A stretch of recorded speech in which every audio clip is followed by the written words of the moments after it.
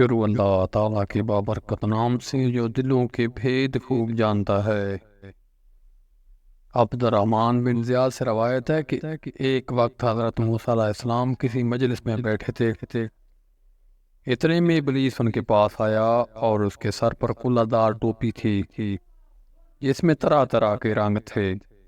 جب حضرت موسیٰ علیہ السلام سے قریب ہوا تو ٹوپی اتار ڈالی اور سامنے رکھ لی، پھر آ کر سلام علیکہ کہا۔ حضرت موسیٰ علیہ السلام نے کہا تو کون ہے؟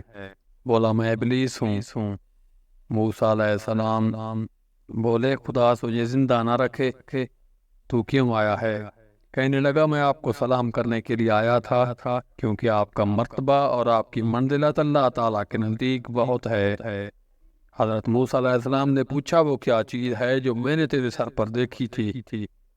کہا کہ اس سے اولاد آدم کے دلوں کو لبھا لیتا ہوں۔ پوچھا بھلا یہ تو بتا وہ کون سا کام ہے جس کے مرتکب ہونے سے تو انسان پر غالب آ جاتا ہے؟ جواب دیا کہ جب آدمی اپنی ذات کو بہتر سمجھتا ہے اور اپنے عمل کو بہت کچھ خیال کرتا ہے اور اپنے گناہوں کو بھول جاتا ہے۔ موسیٰ میں تم کو 3 باتوں سے ڈراتا ہوں۔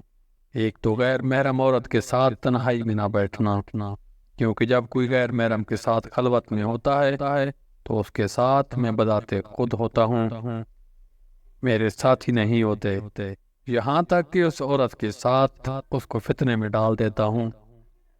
دوسرے اللہ تعالیٰ سے جو عہد کرو اس کو پورا کیا کرو، کیونکہ جب کوئی اللہ تعالیٰ سے عہد کرتا ہے تو اس کے ہمراہ میں اپنے ساتھیوں کو چھوڑ کر میں خود ہوتا ہوں، یہاں تک کہ اس شخص اور وفا کے عہد کے درمیان حائل ہو جاتا ہوں۔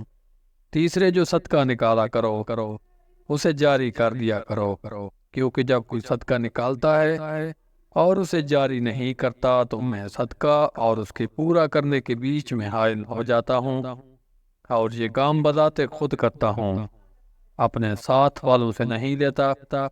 یہ کہہ کر شیطان چل دیا اور 3 بار کہا ہائے افسوس۔ موسیٰ نے وہ باتیں جان لی جن سے بنی آدم کو ڈرائے گا۔